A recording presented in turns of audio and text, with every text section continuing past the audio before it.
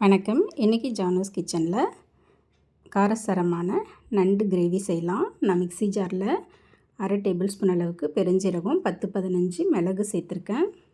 இது கூடவே 2 பச்சை மிளகாய், ஒரு மீடியம் சைஸ் வெங்காயம், அதே மாதிரி ஒரு மீடியம் சைஸ் தக்காளி கட் பண்ணி போட்டிருக்கேன். இதை கோர்ஸாக அரைச்சி எடுத்துக்கலாம். இந்த மாதிரி இப்போ ஒரு சட்டியில் 1 டேபிள் ஸ்பூன் அளவுக்கு எண்ணெய் சேர்த்துருக்கேன். எண்ணெய் காஞ்சதும் அரைச்சி வச்சுருக்க மசாலாவை அதில் சேர்த்துக்கலாம். ஸ்டவ் மீடியம் ஃப்ளேமில் வச்சுட்டு இதை ஒரு 2 நிமிஷத்துக்கு வதக்கி விட்டுக்கலாம். கூடவே கொஞ்சம் கருவேப்பிலையும் சேர்த்து வதக்கி விட்டுக்கலாம்.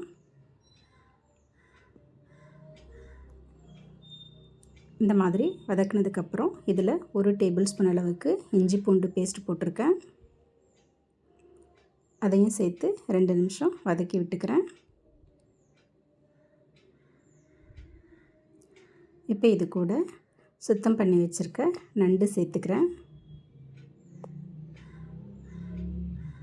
சேர்த்து 1 நிமிஷம் கலந்து விட்டுக்கிட்டு இப்போ இதில் உப்பு காரம்லாம் சேர்த்துக்கலாம்.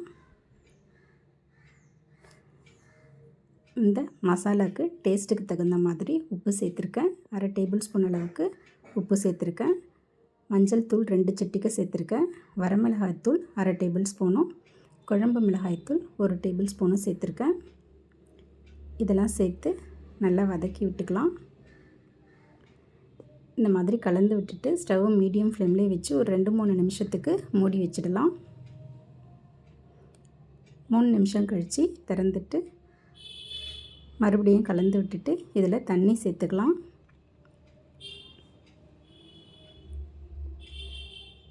மிக்ஸி ஜாரை கழுவி கொஞ்சமாக தண்ணி சேர்த்துக்கிறேன்.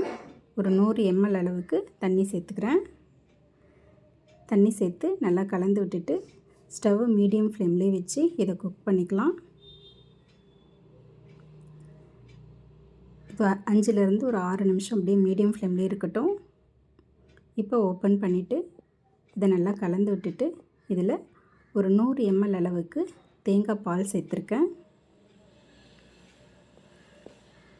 இந்த தேங்காய் பால் சேர்த்து நல்லா கலந்து விட்டுடலாம். கலந்து விட்டுட்டு ஸ்டவ் மீடியம் ஃப்ளேம்லேயே வச்சு இதை ஒரு 4 நிமிஷத்துக்கு நல்லா கொதிக்க விட்டுடலாம்.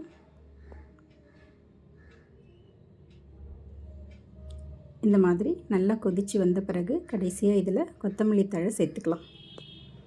அவ்வளோதாங்க, ஒரு காரசாரமான நண்டு மசாலா ரெடி ஆயிடுச்சு.